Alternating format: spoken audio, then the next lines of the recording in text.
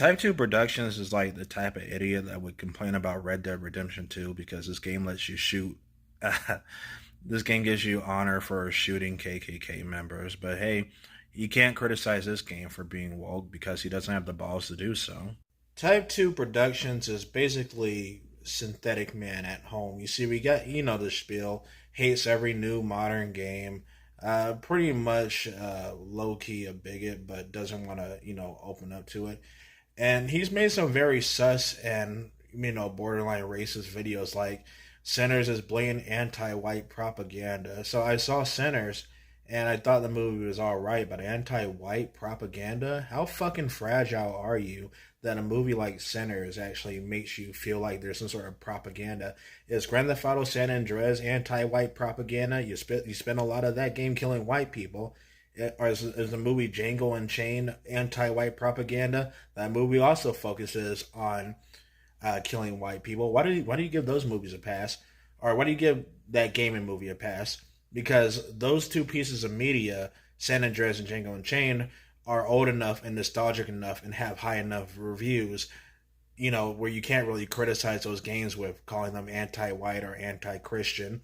Also, I don't really, because the thing is, if you criticize those games for being, or if you criticize San Andreas or Django Unchained for being anti-white or anti-Christian, people are going to jump on you. They are going to shit on you. So it's way safer to just, shit on the more modern, less nostalgic product.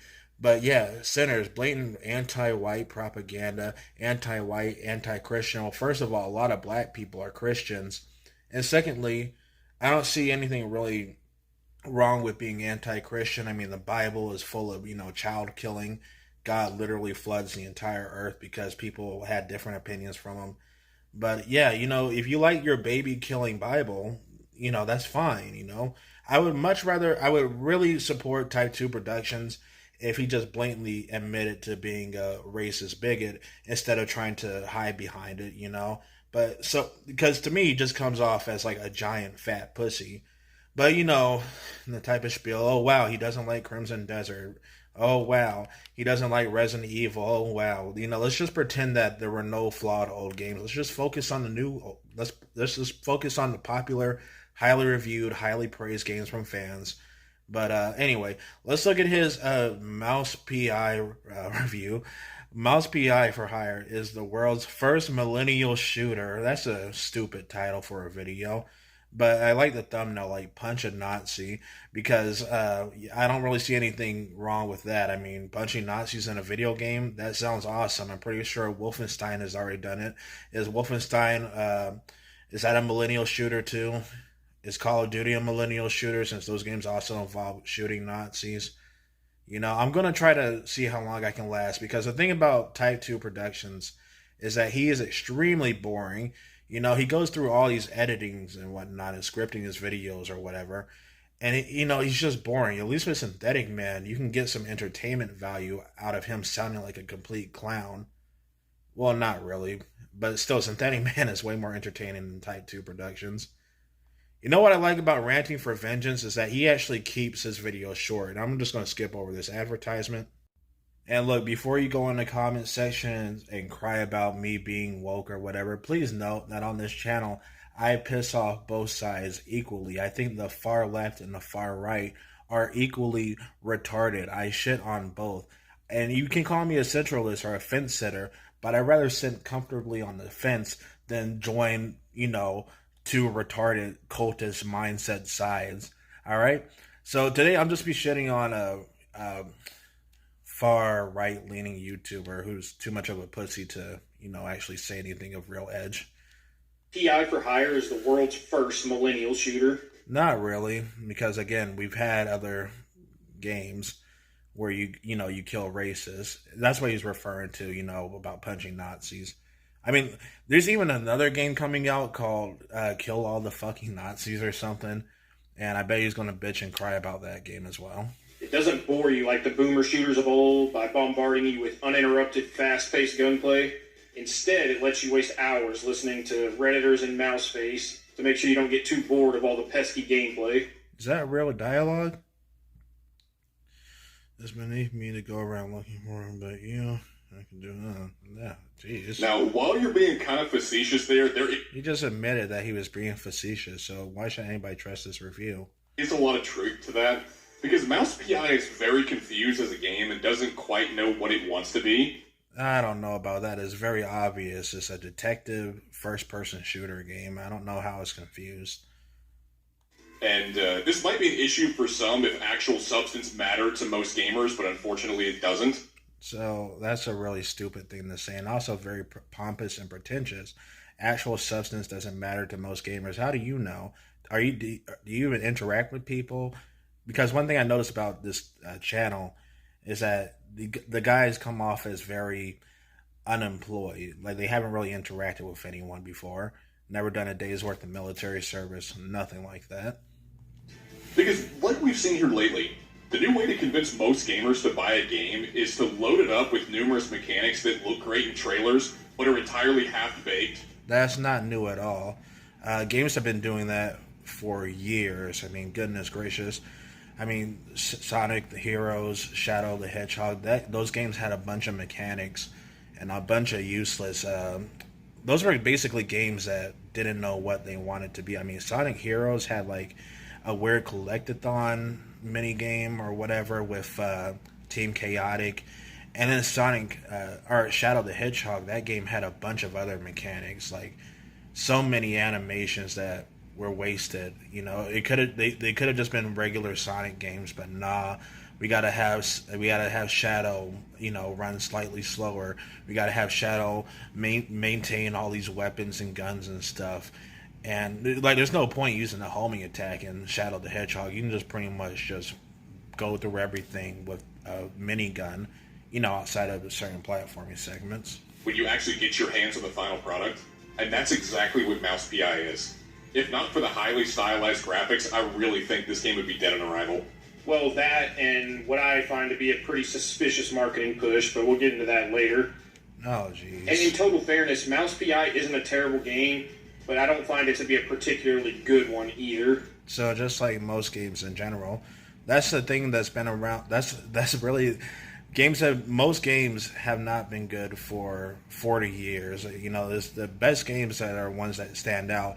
99% of games aren't good. There are 4,000 PS2 games. I guarantee you, less than 50 of them are actually remembered or celebrated. But because of that, I do find it really difficult to recommend for $30, especially when there are much better games in the same genre that cost far less money. Now, to get started, let's talk about the... Are you going to name any of those better games? Gameplay. The gunplay of Mouse PI is actually pretty standard fare, but the issue is there's not a whole lot to help it stand out from other games within the same genre. I mean, it's a first-person shooter. These games usually don't stand out from the genre. I mean, even, you know, as much as people like the glazed Halo games, I played Halo before and wasn't impressed by it. I mean, it seems like if you like first-person shooters, though, this is a good first-person shooter game. And one of the issues I have with it is that many weapons lack weight, feedback, satisfying sound design. Well, that's all really subjective. Or even involved strategies with these guns that help make the combat feel more compelling. But we'll dissect that a bit further as we get to the enemy section. Now, like we said before, the stylish black and white cartoony graphics do quite a bit of the heavy lifting here. And I suspect this is the main thing that'll draw most people to this game. Yeah, the art style is going to be the big sell for most people. And it's interesting to say that because there's actually a brief segment in this game that has color, and I unironically think it looks better than most of the rest of the game. It actually looks horrible. Because the black and white does work well with I actually prefer the black and white. The art style, but the novelty of that wears off really quick in this game. Now, why did you buy it? The trailers make it very apparent that most of the game is going to be black and white, and yet you still bother buying. You had plenty of warning signs to say, hey, this game is going to be black and white, you know, in the trailers. You probably shouldn't buy it if you don't like that kind of style. Fucking moron. And it really could have benefited from some more color sections, or at least more colored objects at times. Jeez, it sounds like he needs someone to dangle keys in front of his face to go against the black and white that you're seeing the entire game. One of the things that really bothers me about Mouse PI is that there are tons of menial content in the game that detracts from the overall gameplay. I mean, one of the reasons why we called it a millennial shooter in the very beginning is because there's endless amounts of trivial dialogue that barely progresses the main narrative, builds the world, or even reveals. So, like most games in general, a lot of games have trivial dialogue. That's been a thing since Sonic 06 on the Xbox 360. Character to many of the. See, I'm bringing up older game flaws because the thing about this channel, it has a habit of just bitching and moaning about modern games, but then it just magically gives older games a pass because Type 2 Productions is a unemployed, nostalgia-blinded retard. People that inhabit Mouseburg, the main hub and world map have really no reason to exist. They're purely a time waster. You're going to apply that kind of criticism to any game with a hub map. Meant to add stylistic flair, but it comes at the cost of keeping you out of the gameplay for longer stretches of time, which really hurt the game. Well, who wants to drive around the hub world in that car that handles like crap and it adds absolutely nothing to the experience? I'm not sure how it handles like crap or adds nothing to the experience. In fact, the footage you're showing off here looks pretty immersive. It looks neat, but then after you do it 10, 15, 20 times, like, okay, I've seen enough. So you can apply that logic to every other game as well. So let me get back in the game, please. Well, at that point, you realize it's a glorified loading screen. Now, like we mentioned earlier... Really? You're showing... There's no loading screens at all that you're showing off here, retard. The game really struggles to find its identity because it's kind of fighting itself in me. How? The game's identity is pretty clear. It's a first-person shooter with a 1930s, 1940s cartoon aesthetic. This isn't rocket science Type 2 Productions. Jesus Christ, we're just gonna skip over the gameplay complaints because again, he's making. Oh wait, they just show off BioShock here. The detective segments feel like you're in control. Bullshit. He's using Arkham Origins as a game with detective segments that make you feel like you're in control. What a retard! No, Arkham Origins actively tells you where the hints are that you need to scan. Hold on, let me go back here real quick. Pace game that doesn't really excel at anything that it attempts. The problem with all the things you just mentioned, the detective board, the hub world, or the overworld map, they all detract from the shooting segments, but provide nothing of value in its place. At least in games like the Batman Arkham series, the detective segments feel like you're in control. No. The detective segments in Arkham and the Arkham series are very surface level, and they're easy to navigate. You see that red line right there? That's because that red line in Arkham Origins is literally going to show you, is literally going to give you the answer to the puzzle, you know? But, it's an old game, so Type 2 Productions is just going to nostalgia glaze it and pretend like Arkham Origins has no flaws, despite the fact that it is one of the weakest Arkham games ever. And you're progressing a specific quest and learning more things as you go, even if in the long run it's a bit of a placebo.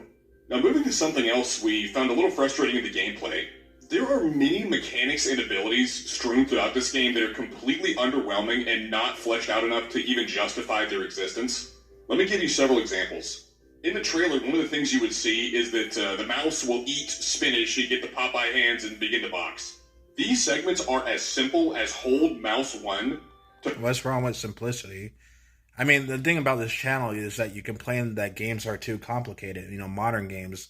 Now, in this video, you're complaining about a modern game being too simplistic. I don't know, man. It just seems like a big cap, in my opinion. I mean, what do you want? Do you want, like, Dark Souls level combat here or something like that? Not every game needs to be like Dark Souls when it comes to this combat, with how difficult it is. But God, this review is boring. Punch without stamina limitations. That's all this is. It's like he's finding a million reasons to bitch about the game. Punching without stamina limitations? Again, that's a lot of video games. You didn't bitch about Batman Arkham games having you punch without stamina limitations. Jesus Christ.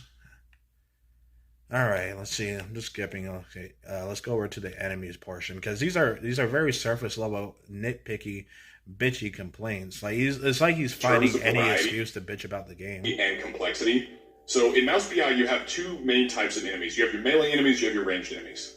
Melee enemies rush you down in a straight line without exception. And I feel like these enemies were meant to corner you and to make you feel crowded so that you're forced to deal with them while also managing the ranged enemies. But a problem is introduced whenever you realize that you can very easily run circles around all of these melee enemies. So just like most melee enemies in video games, yeah, if you play a game a certain way, you can end up tricking the AI where you can just circle around them. Again, nothing new here. I'm not saying, every game needs to be innovative, but the fact is that most games in general, even the ones that you grew up with, aren't innovative. Jeez. So boring. Right, and that's kind of what this game needs. It needs more threatening enemies with more complexity to... It's a fucking cartoon, 1930s style cartoon game. You want something more threatening? I don't know what to tell you. Go play Resident Evil. Oh wait, you bitched about that game as well. To challenge you more and to push you into more interesting ways of playing the game. But even on top of the melee enemies, the ranged enemies in this game, for the most part, stand completely still while shooting at you from afar, so long as they have line of sight on you. So just like most games in this genre, Jesus Christ. What a double standard bias this guy has. Just skipping over the reviews because, again, this guy is super boring. Lazily designed, they only have one attack. Let me give you several examples. Vic Gator, who you find in the sewers, can't turn his gun while shooting, and he can only shoot down 4 lanes. He is as simple as he could possibly be. Dude, that one hurts because this guy looks awesome. I love his character sprite. They really oh my god, he says something positive. Oh my goodness, it's a miracle. But yeah, just go back to crying about movies being anti-Christian. I'm wondering how he feels about Tarantino films. Takes 2 headshots to kill an enemy on easy? What? Well, in most video games, a headshot would kill an enemy instantly. You know, like with Metal Gear Solid. Alright, so he's talking about the balance. I'm just waiting for like the schizo rant where he starts bitching about millennials or something like that. Barely obvious hidden walls. This game absolutely bends itself into a pretzel to tell you exactly where you need to go at all time. Well, you just praised the Arkham game, and those games are very hand-holdy. You know, I love the Batman Arkham games, but, you know, Jesus Christ, why are you playing this game? In fact, a lot of his complaints just apply to, 99% of games? With the comically over-the-top arrow pointing you in the right direction. Well, it's bad enough that... a comically over-the-top arrow and a comically over-the-top cartoon? Oh my god, as you mentioned, I'm just shocked. The hidden walls quite literally have text on them that says totally normal wall and an animated dancing explosive barrel next to them. Well, I'm sorry that a game is, being more stylistic and having a sense of humor. Maybe you prefer, I don't know, more realistic grounded games like The Last of Us 2. Oh, wait. Last of Us 2 has a woman in it. It's probably woke propaganda. Oh, jeez. Okay, let's... One mouse introduces himself to you as a proud Sigma. There are lines about mice doing cheese shots off of each other's bellies. Oh my goodness, yeah. Cheese-related jokes in a game where you play as mice. That's great. And let's not pretend that Mouse PI is the first game ever to have they use the word Sigma. Like, come on, man. There's even a potion seller joke, and your Tommy gun is literally named James Gunn. It sounds like he's just allergic to fun, which would probably explain why he's such a bitchy YouTuber. Person's case. His search eventually leads him to uncover a conspiracy. Okay, the story spoilers. Let's see. Oh, wait, he's using that meme kid right there. A ton of the evil mice who were part of the Big Mouse Party, aka BMP, have haircuts resembling a very contentious real-life orange man. And the irony is... And, I feel like if you're going to LARP for Trump, you should man up and go serve the army. I was in the army, and, I'm politically neutral about stuff. But that's the thing about these Trump LARPers, like you guys want to praise Trump and support everything he does. Well, how about you go enlist in the military? Then again, I doubt you have the physical or mental requirements to do so. And go serve Trump yourself, go work for him. Be his new military pawn, And I have military experience, so yeah, so I can confirm. Not lost on me that the actual real-life Big Bad Orange Man is genuinely the Shrew's top guy. Is this really the only video game character that has this kind of hairstyle? You're the one that came to the conclusion that was Trump. His number one Shrew fan. Wasn't Mark Levin saying Donald Trump was America's first shrewish president? I believe that was his exact words. I don't know who that is, and I don't really care. Open the Strait of Hormuz, or we're sending in the shrewish paratroopers. They will rise from the tunnels and overtake you. Jeez. You're complaining about this. Man. It's ironic that he's complaining about this game's sense of humor, but he himself is very unfunny, just using, overly use edgelord jokes, not laughing. And I'm someone who does like, edgy sense of humor, but not with this guy. He's not really making it work, I feel like I'm watching a unfunny, boring version of Synthetic Man. Fuck, even Filthy Frank from the year 2016 is way more hilarious than this clown.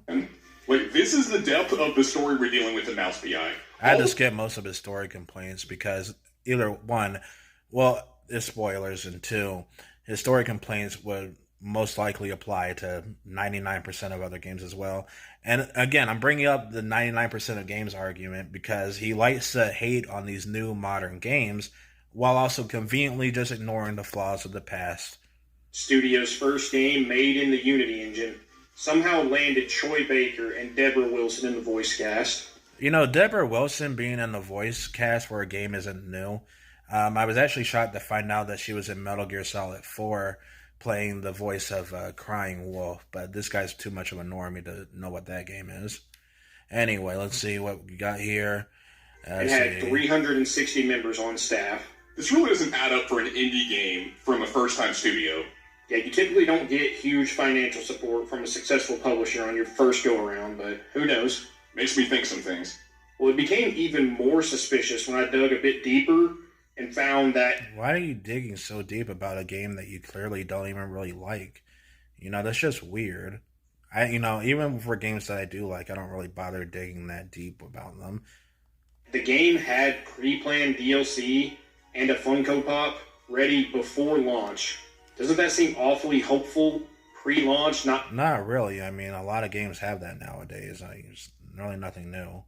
I'm pretty sure Cuphead would have had the same thing. Knowing how well the game's going to sell? And I guess you could argue their confidence was due to Steam wishlist count. Oh my gosh, game developers being confident. You know how confident it was for the creators of Kingdom Hearts 1 to end the game on the cliffhanger? You know how confident it was for the creators of God of War 2 to end the game on an unfinished cliffhanger? That's awful a lot of confidence. For all they knew, those games could have sold poorly, and we would have never gotten a sequel for those two games, but whatever. But we've seen many times that's often been unreliable. What a bitter fuck.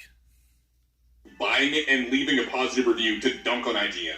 We all know IGN isn't the most trustworthy source for reviews, but it's reaching a point where if IGN positively reviews water, these mouth breathers are going to die of thirst. And it ends with a video just dick riding IGN. Wow, what a fucking clown. Enjoy your plagiarist, massive game journalist corporation. Like, Jesus Christ. Discount Synthetic Man. This guy is definitely trying to be on the anti-woke hate train crowd. He's trying to make it on YouTube, and he's just failing. I mean, wow, he tried to crap on Crimson Desert as a massive waste of time and got way less views than other people that crapped on Crimson Desert, not to mention the negative feedback that this video itself got. And let's see, Megamind video, we're still milking Megamind in the year 2026. Megamind's redemption arc is a lie. Whatever, okay, it's a lie, sure. I mean, the Sinners video, you got lucky with that one, I'll give you that. But, yeah, man, just boring slop tier content. And, my channels are boring. I mean, my videos can be boring, too, but I don't go through the effort of, scripting and doing fancy editing. I don't even try to make money off the platform. I'm like, this fat shill. What's this one? Metaphor Refantazio's story is trash. Yeah, this guy is objectively wrong when it comes to media. You might be wondering, why does Type 2 Productions, why does he keep buying these modern games that he keeps self-proclaiming to hate, Well, that's because Type 2 Productions is a sellout shill. He has a channel membership, donators. He's basically the equivalent to a YouTube whore. So that's why he has to keep buying the newest modern game and supporting the industry with his money, because he's trying to basically make it on YouTube instead of getting a real job or enlisting in the military.